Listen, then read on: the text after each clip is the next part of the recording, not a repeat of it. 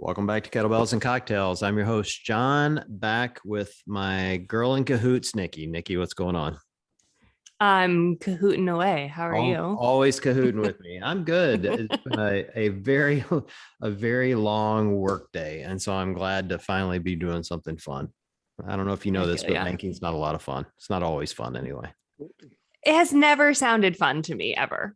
It has its moments. It absolutely has its moments, but today was not one of them. But tonight will be fun because we have an old friend of the show and really awesome dude, and the newly appointed president of Hard Work Pays Off, Matt O'Keefe. What's going on, Matt? Yay! Hey guys, thanks for having me. It's been a while. It's good to see you both. It's been a bit. It has been. When were you on last? It's I was trying to remember this afternoon. I remember he was on last to make the big like Wadapalooza date schedule change announcement. That's that was right. the last time. I know. And then we must have been in like May, April or May of 2021. Last year. And then we just had Wadapalooza, and then you dipped. It was good. No, peace. Peace. Yeah, it'll have that effect on you if you were on the operations side. I'll tell you that. So, yeah, it was awesome. It was awesome. We missed Nikki. We had John, and John and I were just talking about how we go to all these things all the time and never see each other. So, but it went really well. Nikki and I were so disappointed she couldn't be there because we, believe it or not, like we have never gotten a photo together ever. Like we've been to events and whatever, and we never get like professional photos. Well, I had a photographer there, and I'm like, finally, we're going to get some professional photos for the show, and we'll get a record together live, which is so much more fun. And then, for some reason, she loves her baby and couldn't come. I don't know what's up with that. So weird. I had such FOMO. I cried many, many tears. And I was like determined not to pay attention to the event while I was here stuck in Rhode Island. Cause I was like, I need to like unhook from social media, and I need to like not put it on because I'm just only going to be too upset. And then I, of course, like couldn't do that. And then like last minute after, like the events were halfway through, Chase texted me and was like, hey, do you want to like hop on the CrossFit podcast with us to recap the events? And I'm like, yeah, of course. I've been watching all day. Yeah. It'll, I don't know how you could have gotten out of the way of that thing all weekend. I mean, it was awesome. The broadcast was great. That was such a proud piece of the whole thing. It was,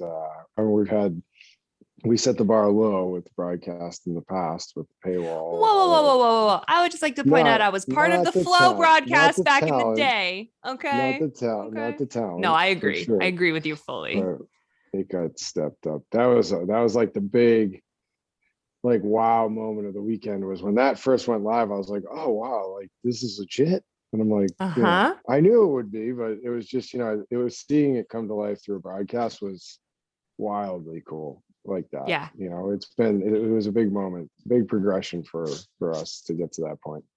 Totally. It was so good. It was great to watch from a fan perspective and from the home perspective, which I actually don't get often, which is, I'm lucky to say I get to be a part of some of my favorite events, but I don't get to just watch often. And the experience as a viewer was seamless.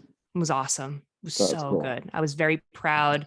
I was proud because I know how much work you've put in, and I was proud of the team down there because I know that it's fires in the truck constantly, always putting them out, always staying on their toes, like always just being so professional. So it was so good to watch, truly. Yeah, and heartbreaking and good. The heroes behind the scene, Dylan and Kristen and Charlie Hoovy and his team, they're awesome. Best in the biz.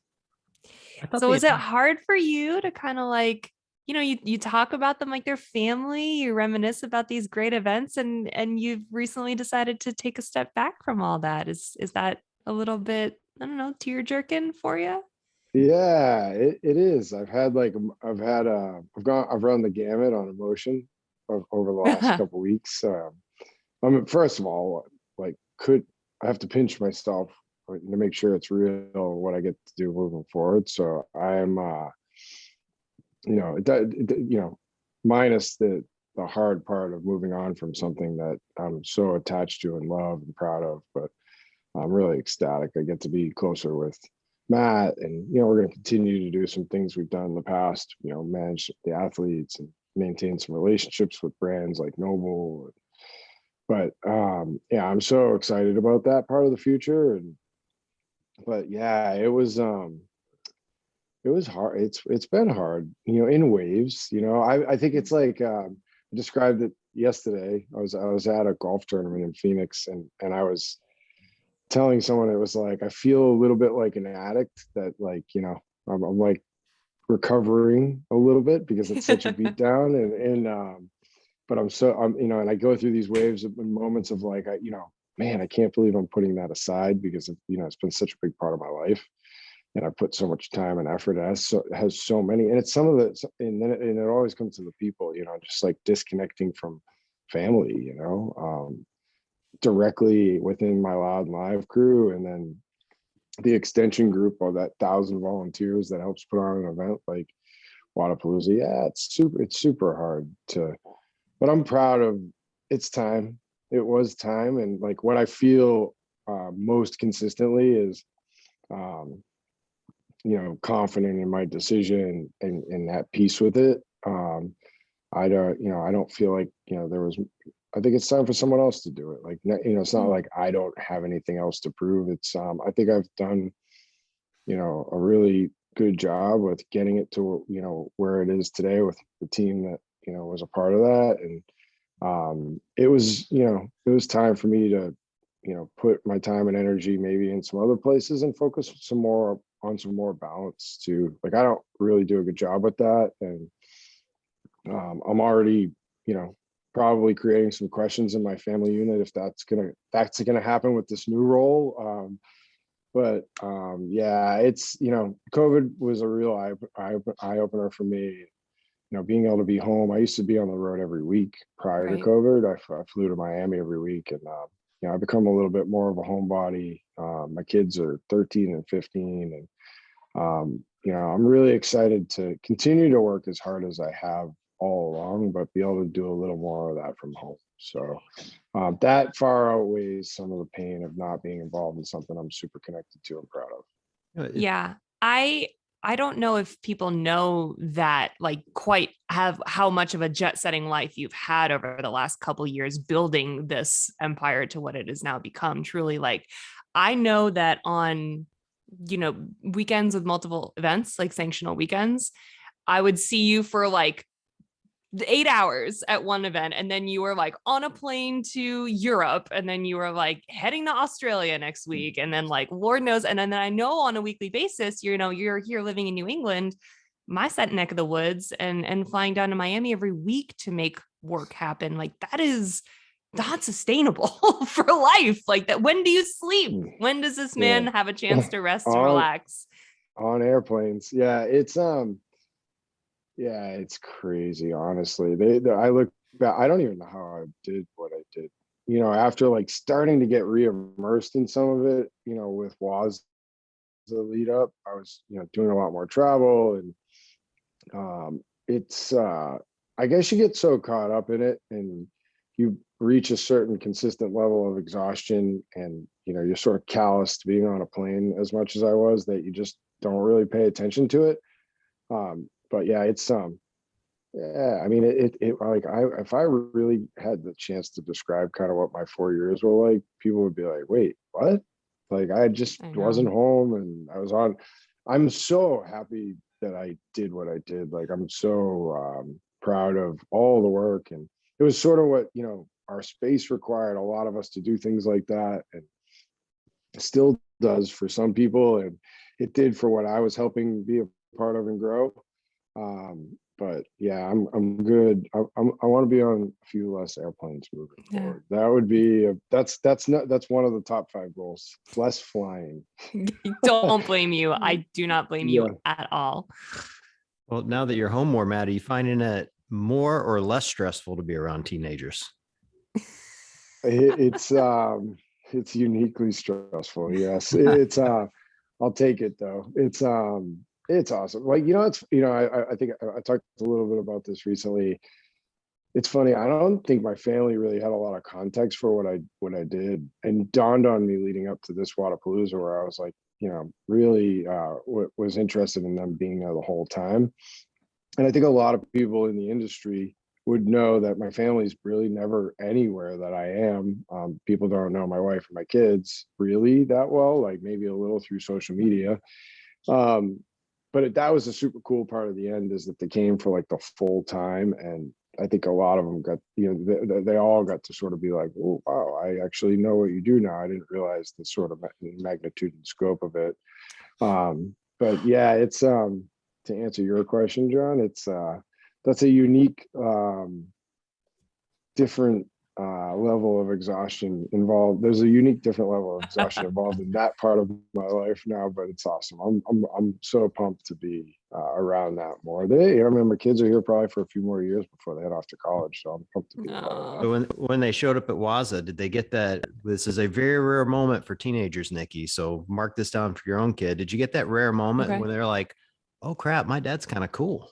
Like that happens. Yeah. That I did, which was like really fun. It's I think like some of the hoopla I would call around like my recent announcements and stuff too.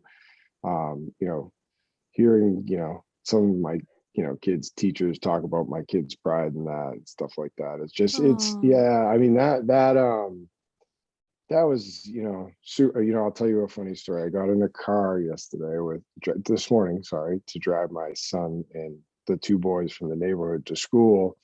And one of the boys in the back seat said, "Mr. O'Keefe, I wanted to say congratulations on HWPO." And I'm like, I was like, and it's like a 14, 15-year-old kid. Yeah, 13-year-old. And I was like, how do you know that? And like, I think that kind of speaks to it, is like, yeah, there's, I don't know. I never really pay attention to that, but that was like really the feedback from them was like, oh, wow.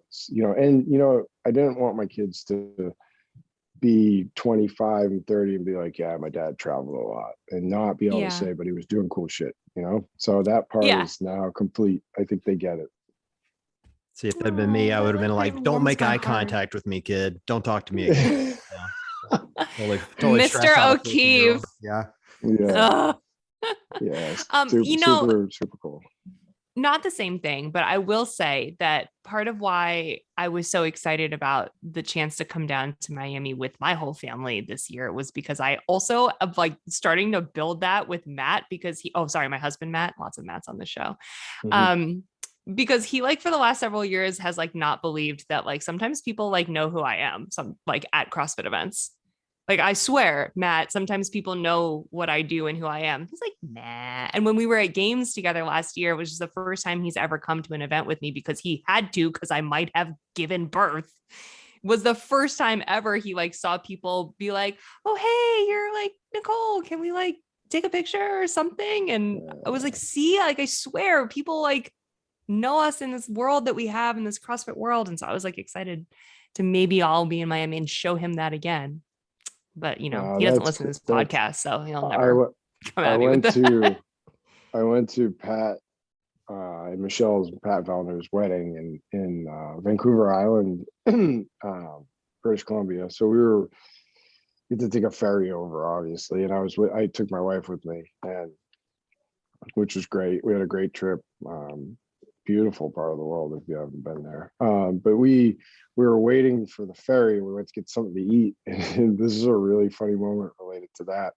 Just a random place in British Columbia, and we were walking outside of like a coffee shop, and some kid was like, "Chief," and he was like, "Can I get your photo?" And he was like all excited, and of course, my wife hasn't been around that a whole lot, and her natural reaction was to break out into laughter. Like I still like, and I'm like, hey, don't mock him. But it was super funny. I don't, again, same thing. They don't know any different, No, and, no clue. It was pretty funny moment like that. Here's my best story ever. I wasn't even there for it. My ex-wife with her new husband, we've been divorced 15 years. We have a good relationship. We've been divorced a long time. She goes to Mexico with her husband, and they're on some resort, and they meet this guy, and they're like, and they're at a bar, and they're like, what do you do? And he's like, oh, I'm a CrossFit coach in Texas. And she goes, oh, my ex-husband's a CrossFit influencer. And without even pausing, the guy goes, is it John Woolley? I thought my ex-wife was going to shit her pants. God. Yeah. Yes. Well, yeah. Well, the guy apparently put two and two together really quickly that they were from Cleveland and he knew I was from there. So, it's not that big a world here in Cleveland, but still she like lost her mind. She's like, how does that happen? I'm like, I don't know. You said I'd never amount to anything. And here I am. What can I tell you? Here I am. Made it. Here I am making memes at 50. Unbelievable. Do you want to hear? This is the best one that I have. I don't have a lot of these, but the one time that I was recognized like outside of being at an event, right? Because it's easy when I'm like on the Jumbotron mid event. Right. The one time I was recognized outside of an event, I was at the dermatologist's office. Okay. Full body check. Yeah. Sitting on the little bench in a little paper dress that I like tore through because they're not built for anyone with shoulders or biceps. And the woman comes in and sees my name on the chart and looks up at me and she goes, "Oh my God, are you that CrossFit reporter?" And I was That's like, great. holy shit. Like, yeah. Now I guess you're going to just like scan my whole naked ass body. This is fun for me. She was like, "My wife is a power lifter and she like loves you." And I'm like, oh God, thank you. Thank you. Such this a is the strange mole on my world. butt. Thank you. It is, isn't it? Such a strange little world. Mm. Well, we're super excited for you, Chief. I think this is really, really fun. I mean, to be honest, like I'm envious getting to do what you love with people you love. Like that's the dream, man. Totally the dream. It is. That's yeah, I think I said some of that and kind of when I was talking about this, or maybe it was on one of my posts, but yeah, that getting to do good things with good people for the right reasons has always, been my real thing, my north, and to do more of that with, people I love like Matt and Sammy more closely every day. We've been so linked at the hip through both of our careers, and everything that we did. It's such a coming home for me in a big way. So I said, I think, I got to pinch myself to hopefully remind myself it's still real, but it's such a cool opportunity. And I just like, I've always like talked to Matt every day for the most part, but to have like more substantial business, I'm really proud of that part of his life is that, he transitioned from this extreme approach to something that he just happened to be the greatest of all time at. And he's completely transferred all that energy into this, entrepreneurial journey that he's on. And he's, becoming very good at that and fun to be around. And, I'm so excited to travel that path with him. And HWPO is such a cool brand and something that, I've had a hand in helping birth, and I'm so excited. I'm really excited about what, we have planned immediate and things we've talked about for, 6, 12, 18, 24 months. Like we're going to really go hard and fast, quick, and do some fun stuff. And people are going to be excited about it. It's such a cool opportunity. So yeah, I'm very, very, very fortunate. Very fortunate. So I'm excited. It's cool.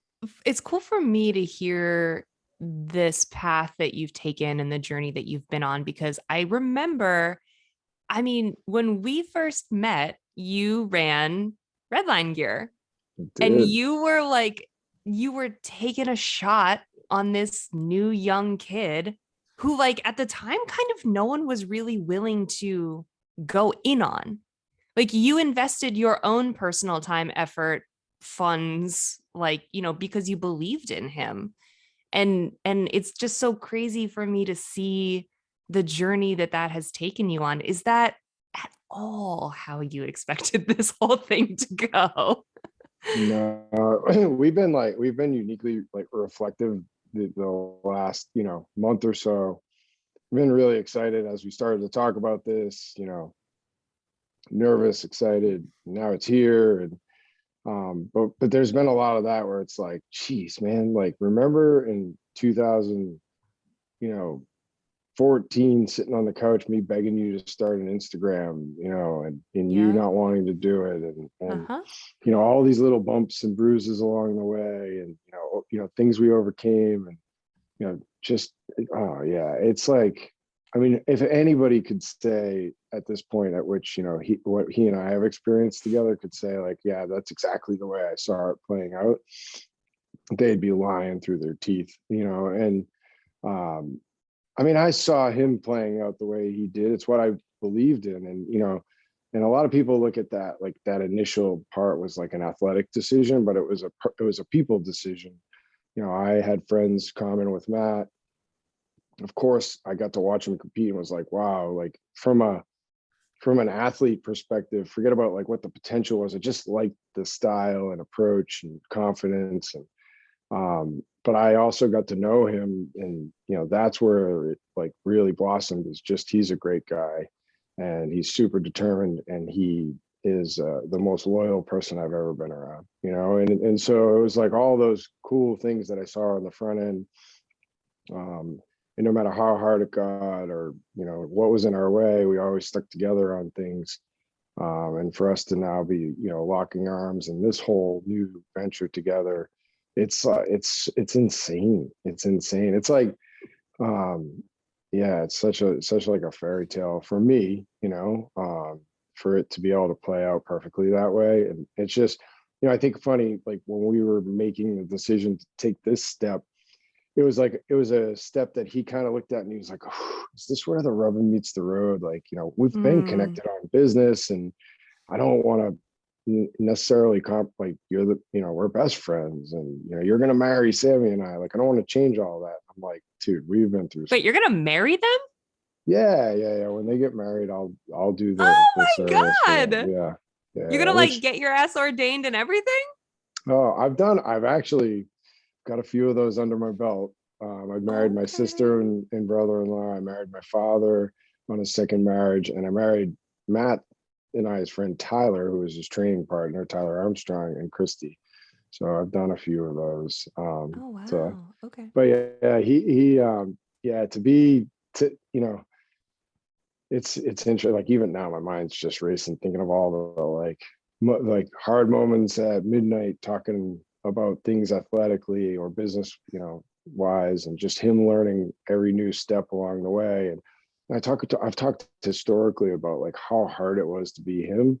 People are like, oh yeah, real tough to be the best in the world at something. It's like, well, you don't never understand the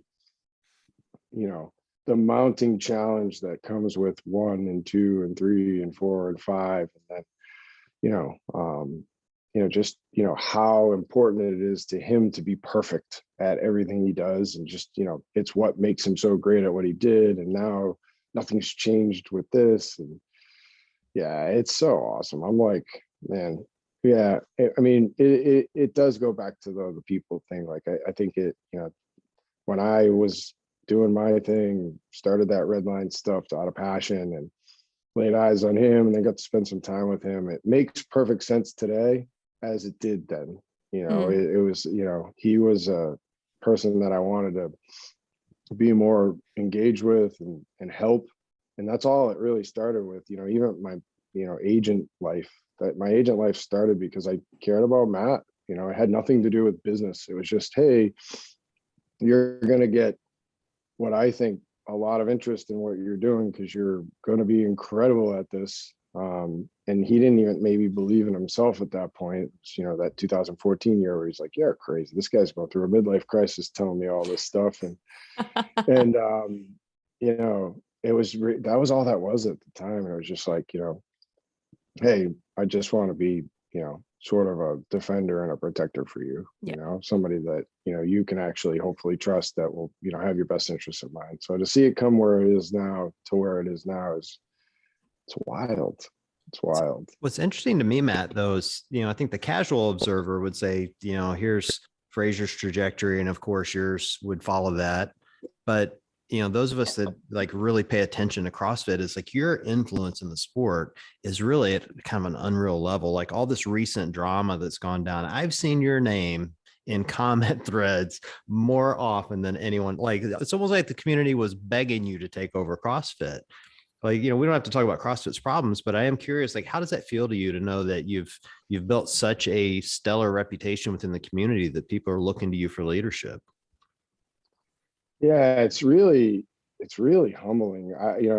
It's, funny, the timeline around that last Thursday, I think it was last Thursday, I was going to put something up that said, hey, I'm going to go join the team at HWPO.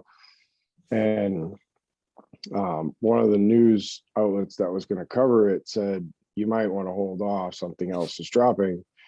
And I was like, oh, cool. Yeah, that's fine. Like, again, who cares what I'm saying or doing? I mean, I guess, and I get it. A lot of people do. Like, I'm not ignoring that. I think that's the humbling piece. But in my mind, it's never been about any of that. It's always been about these people that I work with and doing really good things for anybody that wants to be a part of any of that. And to see that, what got announced, and then to see my name toss around on all, it was like, oh wow, like, even where I was at Matt's house, and Matt was like, hey, you might want to announce HWPO because I think everybody thinks you're going to be the CEO of CrossFit. And I was like, what? Like, I hadn't even been on social media.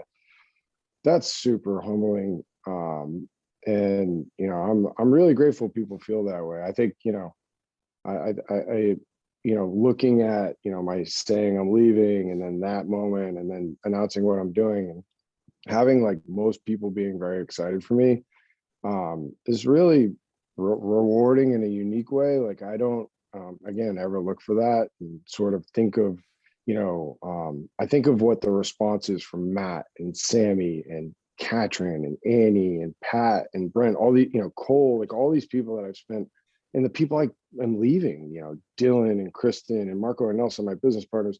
Like, I've got to really focus on, doing right by that crew. And maybe that's what's created the response, is that people maybe love that I would die for those people, all of them, because they've invested their time and energy and trust in me.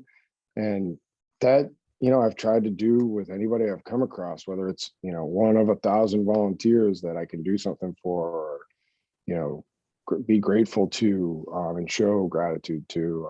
I don't know, man. Like, I don't know how to really say it best, but that was super cool. So, for people to consider me like that. I don't necessarily consider myself like that. I'm not a person that self-reflects, like, and on things like that. I just want to do a really good job for people that have invested in me and trust me. And thank you to everybody that thinks that much of me, and that, has celebrated me over the last couple of weeks. It's super cool. I really do appreciate it. It's not, I mean, it doesn't hurt to be, applauded at times. It's like, it's good for the ego a little bit, it's because, I think, we live in a world where a lot of times you just maybe hear mostly things that you could be better at, or feedback on the negative side often. And social media can be harshly that way as well, a lot of times. So I think it's, again, another cool thing for my kids to see is something that I think I really took away from that, was like, I was proud that they could see that they know how hard I work, and they know how dedicated I am to everything I do and the people around me. And it's at a detriment to the time I get to spend for them. And I think for them to be able to, like, pan through something I'm tagged in, or like look at my posts and see all the people praising me. I think my dad was the best. He was like, wow, a lot of people like you. And I was like, yeah, Dad. Yeah. It was like, and he's not barely on social, and he's like, there's a lot of people saying nice things about you. I was like, yeah, thanks, Dad. You raised me right. So it was awesome, honestly. Like, I don't have any interest in being the CEO of CrossFit. I'm always going to help, any way I can, facilitate and grow the sport, and, dig in with the people that I love the most. But I never saw that coming. No. Well, you met the first prerequisite of being a bald white guy. So yeah, if you're not going to take it, I guess I have to. I guess that's just, well, I'll start tagging you on the comments. Yes. Yeah. They want nothing to do with that. Trust me. Absolutely. It was very cool though. It was cool for me to see. Like, I would like just, I mean, I lead teams, and I'm looking at it, and I think your point's well taken. Like, you all in business, we rarely, you rarely have people like shouting about who's the best. They're usually saying, oh, this is broken and this is broken. And I'm sure even like leaving Wadapalooza, like I thought Wadapalooza was a terrific event. And I would still have people going, oh, did you see this? This could have been better. And this could have been better. I'm like, what are you guys complaining about? We had live competition in Miami. Like, this is awesome, you know? And so I just thought it was really cool to see so many people out there going, O'Keefe should do this, hire O'Keefe. And, you know, they were just like basically chanting for it, which was awesome. Very cool.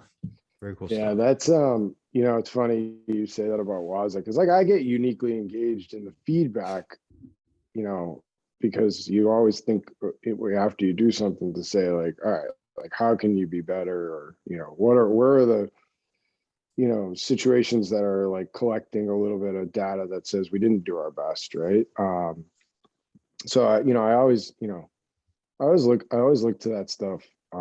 And also knowing that, you know, and I'm a part of this, you guys are too, like our space creates like I've described it as this like level of unique ownership, which is what makes us great. And sometimes it's a detriment too, right? Like, you know, you have like people just own things so hard on the space. And it's what I really love the most about it is, you know, and think about 1,000 people, you know, coming to an event and paying for themselves to be there to get beat up for 17 hours a day to make sure it runs perfectly. That's called extreme ownership, you know? And they want it perfect, which is amazing. And I do too, like when I'm involved in something like that, or now what I'm doing forward, but sometimes it can get harsh, you know?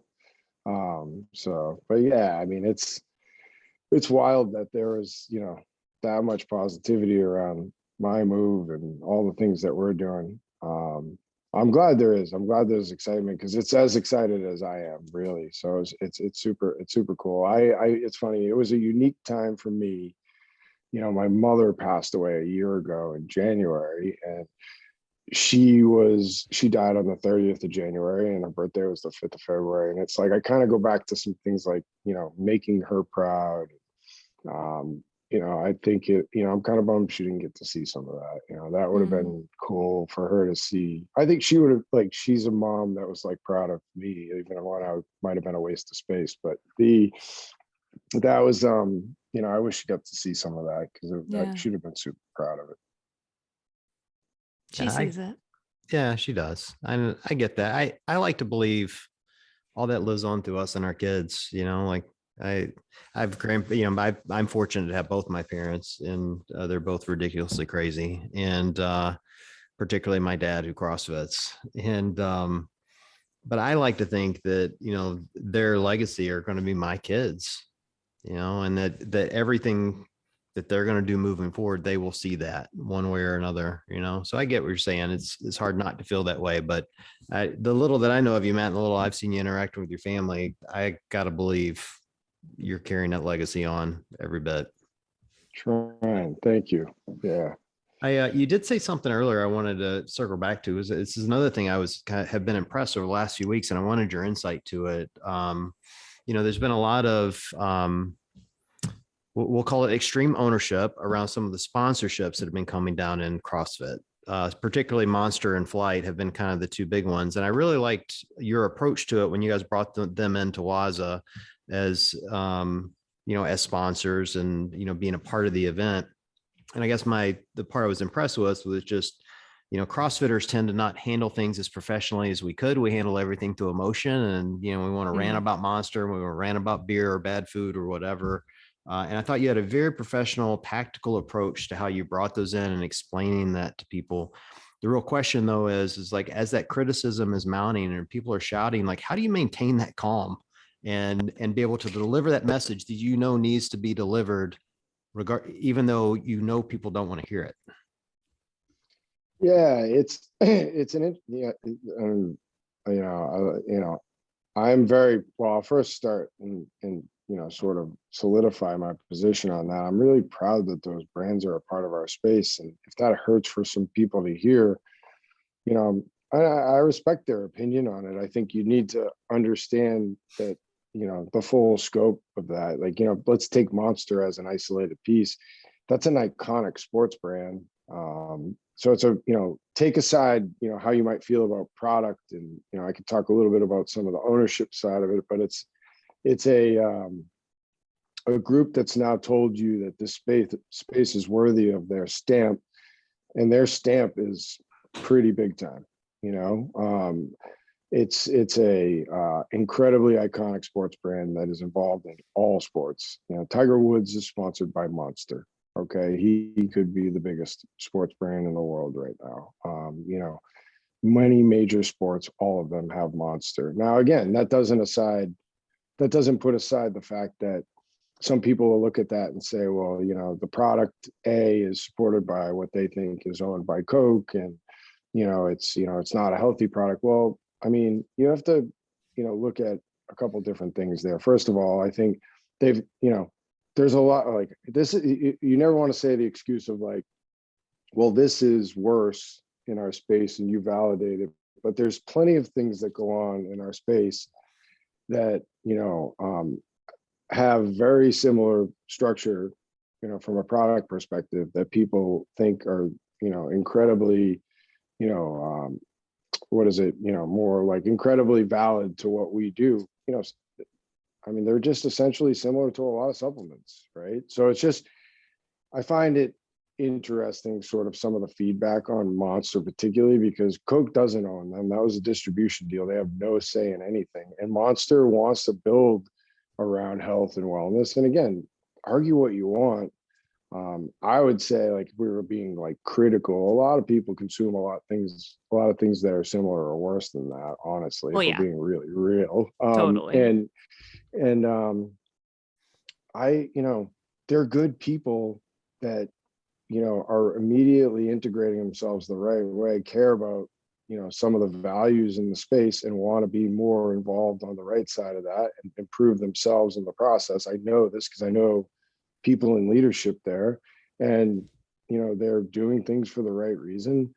And I think we're very fortunate they're here. I mean, again, I get it, but don't watch football or hockey or basketball or any of the skiing or golf, because this is the same set of circumstances. Again, if people feel that that's super wrong, like, I'm not trying to compare it to something else that makes it right. I'm just saying, I don't know, man. I think it's one of the most significant pieces of validation our space has ever received. It is truly my belief. We've got all big brands in sports focusing time, energy, and resources on what we're doing. That's pretty damn good problem to have. In flight, we've been sort of their entry point, man. I am so proud of this. The oldest brewery maybe in the world history at this point, or that's consistently run, 6th generation. And honestly, like, they have a huge health and wellness focus. I know that, like, the now 6th generation owner is a workout freak and wants to build products that are really safe for people that want to concentrate on their health and wellness, flight being one of them. I'm focusing on doing good work with good people that want to do things for the right reasons. I know I keep saying that. Those two brands are great examples of that. Like, and they've done nothing but be consistent with that, support athletes, support events, support the community. And I hope they do more of it. And I want to be there to help them do it. They're pointed in the same north all of us are. I think people need to take a deep breath sometimes and understand the full scope, and not be very reactive to what things might look like surface level all the time. I do know Monster receives, I think, a lot of that, because there's this sort of perception, and I don't know who created that Coca-Cola owns them. They don't, so people understand there are a very small group of major distribution arms in the world, and Coke being one of them. Coke could distribute bubblegum and have nothing to do with it, but they just have the reach that you would want from a brand perspective to be able to get as many places as you could get. And because they're so powerful, they leverage ownership against that. And so they have stake in many businesses, including Monster, to help, and those brands make a strategic decision whether to allow that or not to get where they want to get. They don't have any decision making, how much sugar is in a product or not, or how it's composed. So I don't know. I maybe that's probably pushing people a little bit on the Monster thing, particularly because I know there's a lot of noise around that. But you know what? I'm proud of it. If that makes people upset with me, I would never say I don't care, but like I would say, come talk to me and I'll get you a little more educated on the people that are part of these things and, how much they're helping our space, community, and sport grow. I guess that's the question though, is like, how do you drown out the noise? I feel like that's what, maybe this is more of a personal question for me. Like I struggle sometimes to drown out the noise of people shouting at you, and I was really impressed at how, it seemed kind of effortless to me as people were shouting about these, that you were just like, hey, look, this is great for the brand and we're going to do it. And end of discussion. There's never seems to be an end of discussion for me. I was just curious how you keep the mindset. Yeah, I mean, because everything's like a principled decision. If you're not making decisions on, values and people, and thinking of all things that, people that it will affect, then you're making poor decisions. And I don't not think about what the negative side of something could be, but, when the scale tips the right way, I think it's like things are a heck yeah or a heck no, and Monster's the same. So, it's a heck yeah, and for so many reasons. And the noise is, again, so profound, especially through social media platforms, because the minority is always the vocal minority, right? Like there's the positivity isn't prevalent through platforms like that generally.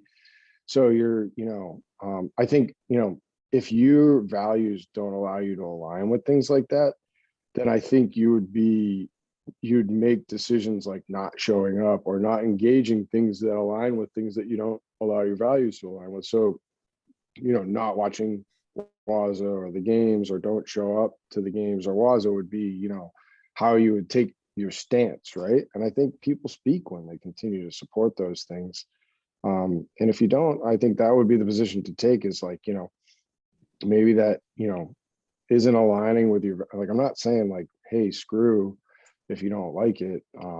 But if I think my point is I think we would feel that effect if that was the case, because we know people protest. And, I think that's where, when I see that noise, like I try to, I've learned so much over the last 8 years about that stuff. What's real and not, and, what the percentage pieces of that noise is comparatively to the upsides, or the positivity. It's hard. Like, it's funny you say that, like you're talking about my stuff the last few weeks. There might have been like, one negative comment, and I still think about it. Right. So that's like speaks to it. It's like there was so much positivity around that. And there was one person that said on Morning Chalk Up, well, I hope he does a better job than he did at Waza. And I'm like, damn, that guy. Oh. Like, but it's like, but honestly, like, that kind of speaks to it, yeah, it's hard. It is hard. And I think us as, people that have responsibility on helping people better understand, all the facts, or, everything that sort of surrounds those decisions, or what it means to certain things, can only just, speak those facts and help people get educated and more understanding of, what is and isn't. And I take that part of my role and responsibility seriously, because I do know that people want, to hear what I have to say on some of those things at times. And I'm, that's not like, Monster wasn't even a partner, by the way, of Wodapalooza. Let's clear some money things up so people can understand how I believe in that scenario. They weren't a partner of Wodapalooza. So they were just somebody that invested in coming and exhibiting and being a part of it. It just, that category wasn't available, but they still wanted to show up, and I wanted them to be there, and so this wasn't like they bought me, or, because that's the easy then, response to this, like, oh, you get paid by them. There are a lot of people and things that don't buy into things that I'm involved in, that I'll scream from the rooftop about often, because I mean, it's hard to ignore that they're just the positivity around what they're doing. So Monster being a part of the CrossFit space is an epic win for the CrossFit space. I don't think that, let me start over. I think that part of why, Matt, you've been so successful in this position for as long as you have is because you like live and breathe this level-headed approach to business and life and CrossFit. Like, it just is a testament to why you are so successful in this role. I think it's really hard to keep a level head when that stuff is emotional and difficult to process and loud, messy. And I just think that your personality is part of what's driven your success here, not just your keen business decision making skills. Like, it's who you are. I've always known you to be this very like level-headed, like, let's figure this out kind of guy, regardless of even before it was the big times, so to speak. I do want to know, now that I know that Monster didn't pay you off, did you take money from Toe Spacer? I'm a customer. Are you? Yes. We are also customers in this house. I bought them for Matt's Christmas stocking this year. All right, we're gonna have smoky foot photos in no time flat. It's gonna be awesome. I'm often very I'm lucky enough that a lot of people send me stuff, and that was one product that I bought myself. So I'm a customer of Toe Spacer. Actually, I might be one of the only maybe influencers in the space that isn't aligned. But yeah, that code O'Keefe 10 for your. No, I'm kidding. Yeah, that was about to go. I was going to drop that. Thank you for that. That is, I think that if people, I think it kind of speaks to all that stuff we're talking about, is like, you have to always think, especially if people start to look for you for, advice or decisions, but you have to really think through all the micro effect of your words and actions. And I've learned I make a lot of mistakes with that too. But one thing I'm not going to ever do is look at somebody that's screaming from the rooftop, "Monster sucks," and say, "Well, you're an a-hole. Screw you. Buzz off." Right. I get it. Like, I know why people are feeling that way. And I would just say a lot of people in that camp probably aren't looking at the full scope, and it's I get it. And I can't, I've got to make decisions with people that I love and things that I love and make sure that it's all right for them. And that was where it's like, that part of my life's so easy, because it's just, you just kind of like go through your list and just make sure like you're doing right by everything that you really should be doing right by. And then, then it's a sound decision. So I think that, if more people could take a second, not necessarily tell people how they feel through their fingers.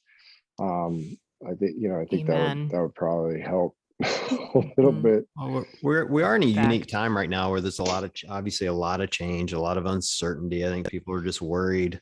And honestly, I think they're worried for no reason. I mean, we've all been CrossFitting a long time. It's been over a decade for me. And, I can tell you exactly how many times the person running this company has influenced what I do in a workout. 0. Right. That's how often they influence me. Like, I still got to show up and deal with a coach, and I think people are tending to forget that. Like, they're, and maybe it's just because we've all been locked up for a couple of years and we're getting anxious. And I get that too. I don't fault people for feeling anxious right now, because we all feel it. But man, I love your term, take a breath, because I'd like everyone to take a breath right now and just calm down for a few minutes and start enjoying each other again.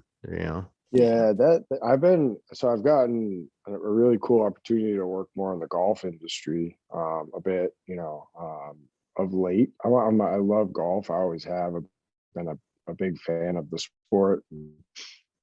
There's a lot of fitness stuff going on in golf, so that, I've had some fun, getting more engaged with that lately.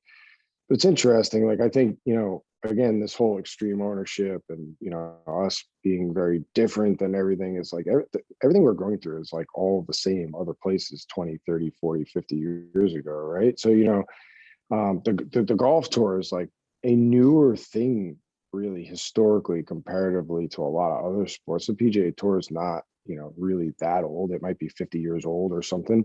And Arnold Palmer, Jack Nicklaus, and Gary Player kind of changed the course of golf history, where they basically like put their middle fingers up to what then was the organization and said, we're going to start our own thing. And now that's the PGA Tour. It's owned by the players.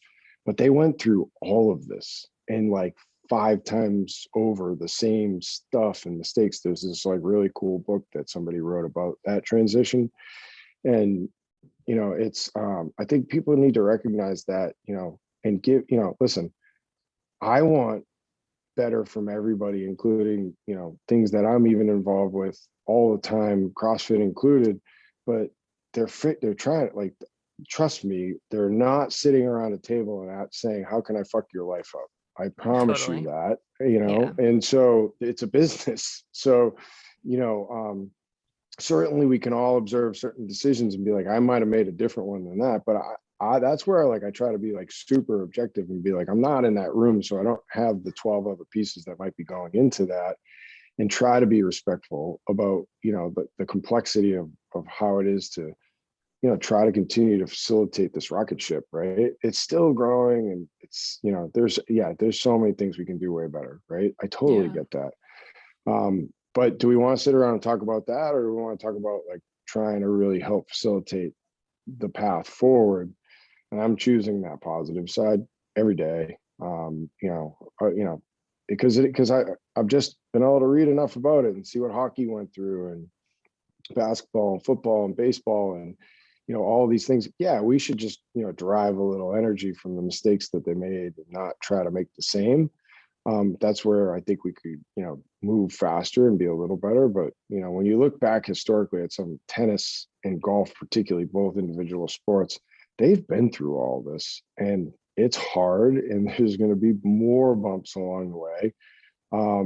So strap your seatbelt on. But I think the cool part is everybody's very vocal because they love it, you know, and so hopefully there's nobody running for the gate, but, you know, and I don't think they are. Wadapalooza speaks to it. Like, that was the Omicron, like, peak craze, and we did the biggest numbers in the history of that event, and our broadcast blew numbers that the biggest events in the world, Rogue and the games type number, you know, the games are bigger, but, you know, we threw massive numbers because we're growing and people love it and want more of it. You said it, like, come on, we're at a live event. This is pretty damn cool, right? And again, I couldn't agree with your statement more about remember what it is you love too, right? And I do too. Walk through that door and see the guy that, you know, changed my life, the coach, and the gym, the community that I, you know, keeps me so connected. You know, I work out at home all the time now because of my crazy life. And when I get to go to a gym, I'm like, man, I am so damn grateful that I get to be here. And I miss this because I don't do it every day like I did on the front end. Remember that, because again, in the grand scheme of things, that for so many of us is the why and our connection to this. It's like, we don't compete for the CrossFit Games. You know, you help Jimmy get more fit because you race them that day and you hold them accountable and you get your mind and body right and you challenge yourself and you overcome hurdles. Like, I mean, nobody's walking away from that. Like, that's the hook here, right? It's a hook for you guys, and it's, you know, what's created this, like, you know, love for us and wanting to be more involved too, right? So yeah, I mean, I couldn't agree with you more. Like, that stuff all could be done better, and, you know, there might be different things that I might do, but everybody's trying. I believe that today. I really do. You know, there's been chaos the last few years, but today I do believe everybody's trying to get in the same north, but everybody's moving north. Yeah. You know. Well, that's the beauty of our community, I think. And much like you, I work out at home, but when I go to the gym, I just go, man, I'm out of shape. This sucks. Oh, I do. I feel like since COVID, I've probably been in a CrossFit class 5 times since the beginning of COVID. And most of it's been more recent. And man, it is so awesome. I go to CrossFit the Swamp in Swampscott, Mass. And the owner is one of my best friends. And when I got to walk through that door more recently, it's like, damn, like, I miss this. Like, there's magic in the CrossFit gym. Like, come on, there like is. That's where we all started with this. And it's like that extreme ownership was built there, you know? Yeah. You know, I just started coaching again 3 weeks ago. I stopped when I was 9 months pregnant. I stopped right before games. And at first, when I looked at my calendar, I was like, oh man, I put something else. I put another responsibility on my calendar. Good Lord, how am I going to do this? And there is absolutely magic in like facilitating good workouts in a class setting. Like, I have felt so just happy at the front of that whiteboard. and I didn't realize how much I missed it until I got back to it. It's been really special. Yeah, and it really is. It's like, and uniquely I'm now like, I get what, maybe I've been missing all that time not being in those day-to-day classes with the HWPO stuff is we've like it, it's a digital community, right? Like it's a little bit of a different approach, but like when I need, when I'm tired or like I need, like even in my more immediate transition, like I need to be charged up, I just like engage some of the passion, through their questions or comments or, reach out. I mean, people are amazing. Like these people are like, trying to get better every day. And I'm going to like pay a lot of attention to that instead of the negative side. Like these people literally come to us every day, thousands of people a day to say, how do I get better today physically? And I know it also helps me mentally. Some of them want to compete. Some of them want to be a better mom or dad. That's what I'm really excited about with this new phase for me is, I mean, it's overwhelming, positivity within those type of, segments and HWPO is just a piece of it. And it's so much fun. Like people are just jacked every day to get something from Matt and, move forward, accomplish goals. And I'm charged up about it. Change the lives. So I have a question, and this can be the last question because I know that our time is wrapping up, and I don't know if you're going to be allowed to answer it yet, but in how calculated you are with all of your business decisions and surrounding yourself with people who are all aiming for this one true north, I am dying to know if you are talking yet about how your very big shoes are going to be filled yet at Loud and Live. Yeah, it's a good question. Thank you.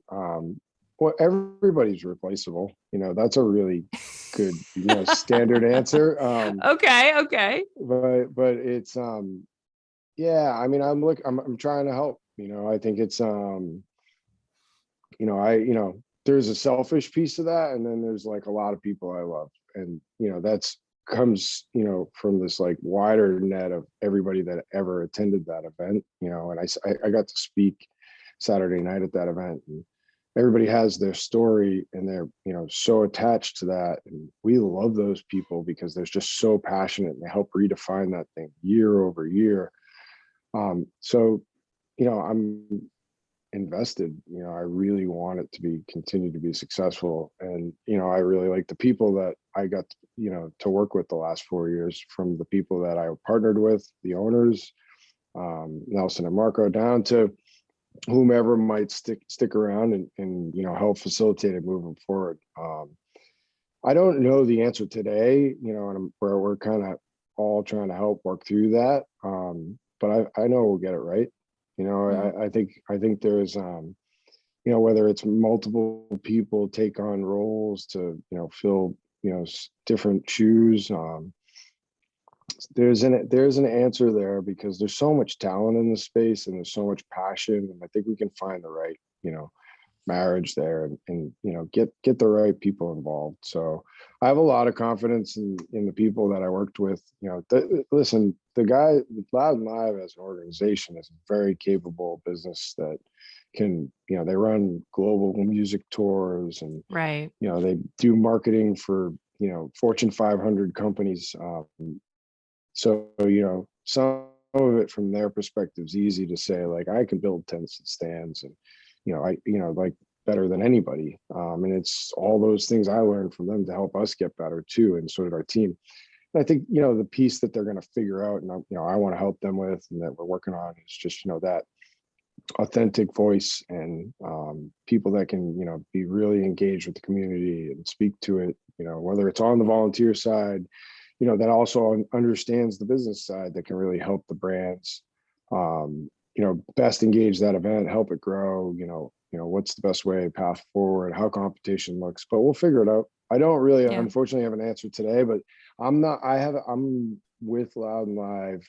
So I'm dueling my roles through the end of February. And got it. So I'll still be there through the end of February. And, hopefully by then we'll have like a little bit of a better idea what that looks like, but I have a lot of confidence that we'll figure it out. Nikki, what So I you get heard no was breaks. everyone's replaceable, Nikki. That's what I heard. Don't ever forget that. Yeah. Everyone- Got it. Put a Actually- pin in that one. Dylan and I say that to each other all the time. Actually, Dylan's funny the enough, best. being the same type of person that reads like only sees the negative comments, somebody in one of the comments this week said Nikki needs a new co-host. And I'm like, hey, I created the show, mother effer. Well, this was my idea. Oh my God, who would say that? That's so rude. There were a lot of mean comments over the last week or so. That was the best one of the group, though. I'm like, she does need a new co-host. Do you remember how I like didn't even realize that we were getting Apple reviews, and then like one of the Apple reviews was like, "Oh, this podcast is great, except like Nikki sucks." And I was like, I screenshot it and sent it to you, but it was like 6 months old, and you were like, "Yeah, I saw that when it first came in, and I didn't want to tell you." Like people get a thought in their head and it just has to come out of their mouth. It's just or to their fingers. No, out their fingers. Yeah. That's how Matt said it. I like how you said fingers. That they should stop feeling it out their fingers like that. Yeah, these don't have a mouth. They've got big stones though. Yeah, they do have big stones. The internet is a harsh place, I promise. Garbage fire. I like to find one excuse per episode to call the internet a hot garbage fire. Well, we went through Waza, and I don't know if everybody knows who Todd is from Noble. Todd's one of my best friends, the CMO of Noble, and he said he couldn't be down at Waza, which he was broken on because his wife is pregnant, and right. He wanted to be super cautious with COVID, but he sent me Yes. He sent me a text. He's like, congratulations, you beat Reddit. And I was like, nobody ever beat Reddit. And he was like, I can't find a negative comment right now. People are all praising you. And I'm like, well, I'm not going to look. I'm just going to take your word for it, because every time I've ever looked at Reddit, I needed a counselor. So yep. Don't do it. Don't do it. I made the mistake of going on Reddit for a couple of weeks, and someone's like, "Oh, we're so happy you're here." And then like 5 minutes later, I'm like, "You guys aren't really happy I'm here." Like I can tell. Not at all. Not even a little. The comments were very clear. You guys are not happy I'm here. So that's a uniquely tough place to live. Yeah. Yeah. I've not gone back to Reddit. I can only imagine. In my mind, all those guys were like in their basements, just thumbs working as hard as they could, typing everything that was in their little sullen hearts. Fun fact, and I won't get into this whole story because there's no time, but I ran my agency ran the most successful ad campaign that Reddit has ever seen. Period. Oh no way. Mm-hmm. Yeah, the CMO flew us to New York to tell her team how the hell we did it. Like it was a smear campaign. Had to be. They figured out how to market to trolls. That was great. What do you sell to trolls? Hey, that's a successful. I will take that. Figure out how to market to trolls. That is a success in my mind. It's a damn miracle if you're going to deal with Reddit. That's for sure. That's for sure. Well, Matt, thanks for joining us, man. I really appreciate it.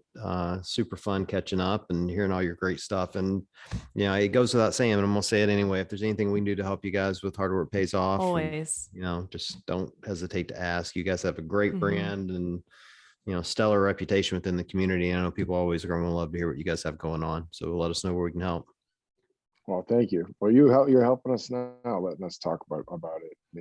And I always love coming on with you guys. It's great to see you. And I'm sorry we haven't seen each other in person enough. Well, let's make that happen really soon. Let's not do that again. We'll probably all run into each other at one of these events this year, or at a minimum the games. So yeah, I'll be around. Let's do it. I'll have more time. Yeah. Amazing. Perfect. All right. Well, Thank for everyone listening, great to see you.